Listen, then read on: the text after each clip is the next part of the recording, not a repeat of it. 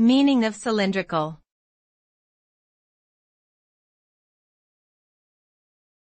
Cylindrical.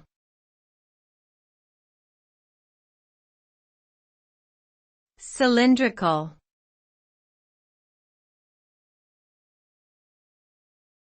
Cylindrical.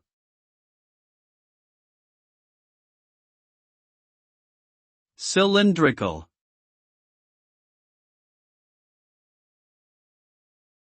Cylindrical is an adjective used to describe the shape of an object that is characterized by straight sides and circular cross-sections, forming a cylinder.